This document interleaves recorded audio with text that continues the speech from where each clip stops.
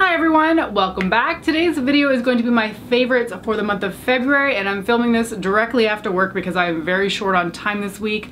I've been wearing this makeup all day, so that gives you a good indication what my makeup looks like after an entire work day. It's like 5 o'clock right now and I put my makeup on around 7. And this is how I normally go to work, with a bun in my hair, because I do not have time to deal with my hair on most days before going into the office. And now that I've rambled on about something that you probably didn't even need to know, I'm gonna get started on my favorites because I'm supposed to be going grocery shopping very shortly. This week is absolutely chaotic for me. So I went to a NYX event in February, and with any PR event that you attend, they generally send you home with a ton of product. And I've been trying out a lot of new NYX stuff, and I've really been enjoying it. I've liked NYX for a very long time, so it's no surprise that I'm enjoying their products, but it is fun to test out new launches, and there's two that I've really loved in the last few weeks, I guess. I can't really remember when I went to the event. I feel like maybe it was the dead end of January. Anyway, the first one is what is on my eyes today, and this is the NYX Off Tropic palette in the shade Hasta La Vista. Now there is another one with very similar packaging, but this one is the Hasta La Vista one. Maybe I'm supposed to be saying that Hasta La Vista. Oops. This is pretty much a rainbow palette, and it is glorious to use. These shadows have been on my eyes since 7 a.m. this morning, and they're not muddled. They're not like flaking off or even looking patchy. They are absolutely beautiful.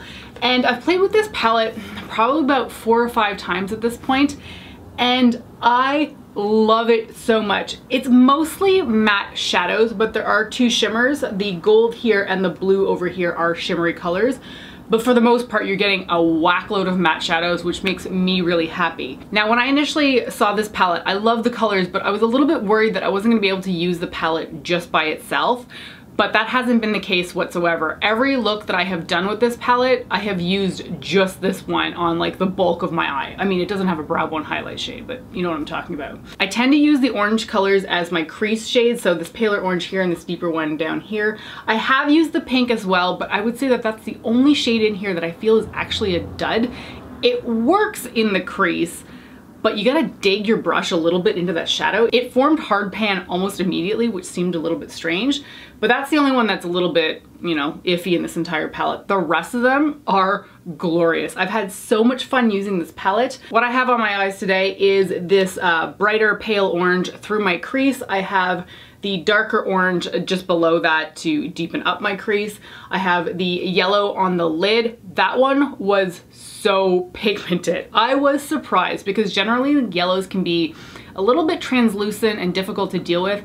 I only used eyeshadow primer. I don't even have a white base on my eyes, and the yellow went on perfectly. I also have a little bit of the red in the outer corner, but I don't think it shows up a ton because this orange is really punchy. I've also put together a look using the purple, these 2 purples, along with the green and the red and the gold on the lid. Look, this palette is just fantastic, and I'm so happy to have tried it out. In sticking with NYX, I have to talk about a palette that I just brought with me on vacation to Ottawa, and that is the NYX Ultimate Edit Brights palette.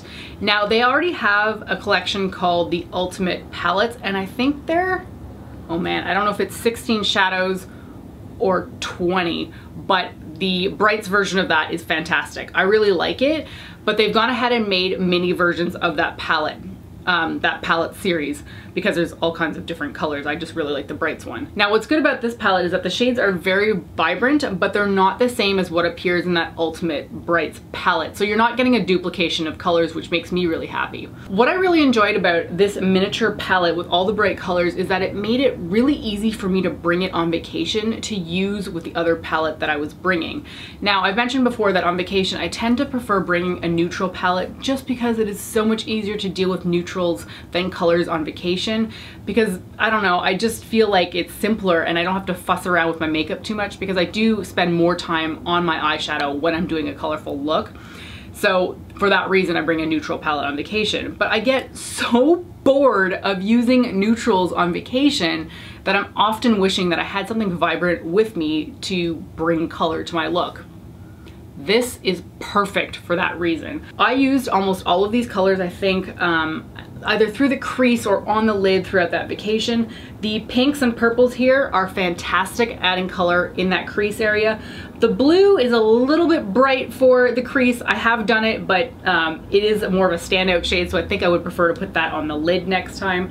The yellow, I think, is the only shade that I haven't used in here, but the rest of them are so good. I'm so happy with this. And honestly, this is kind of like what I wanted the Kat Von D Pastel Goth palette to be. I did not enjoy that palette at all. I found it really patchy, hard to work with, and I didn't feel like the colors were strong enough. I understand it's a pastel palette, but it just didn't really have what I was looking for.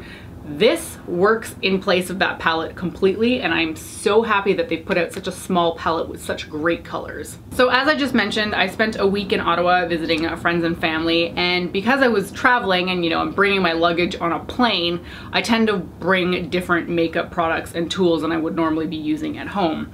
And one tool that I have to talk about because it has saved me so many times when I'm traveling, it's this Real Techniques thing. So this is their Miracle Complexion sponge case, I guess. It just pops open and you put your sponge inside. It's dirty right now because I just used it and it needs to be cleaned. But this thing is fantastic at keeping your sponge from getting nasty in your makeup case. I mean, I could opt to put it in a Ziploc bag, and I have done that in the past. But it's just like, I don't know, the Ziploc bag is always too big, and then it gets disgusting on the inside, and obviously you're gonna throw the plastic bag out, so ugh. And then it gets mushed out of shape. It's just not fun. This thing keeps the shape of your sponge, and it's larger than the actual sponge is, which means that you can put it in here when it's still wet, which is great. Now there are little vents on the side where the logo is so that you can air out your sponge if you need to travel again, like if you need to throw it in your suitcase. But I would recommend just leaving it open if you're gonna be like staying at a location for a while. I just like this because it protects it from getting incredibly nasty when I'm traveling, and I don't have to be worried about it losing its shape. This thing is fantastic, and it has never popped open on me in my makeup case. It opens very easily, don't get me wrong, but it has never just like splayed open and then my sponge was exposed to everything else in my makeup case. I've brought this with me so many times while traveling. I think I got it about 2 years ago, and it has come with me every single time since. I think I got it at Ulta, and it was probably, I don't know, it wasn't expensive, 10 bucks maybe, and it came with a sponge as well, so fantastic. Can't rave about this enough. And the very last product I have to talk about is an Hourglass blush palette that you probably would have just seen me talk about in Tuesday's video, but I need to reiterate just how much I love this blush formula. I can't get enough of it. It's just so easy to use and fantastic for anybody who has a tendency to over blush their face, like me.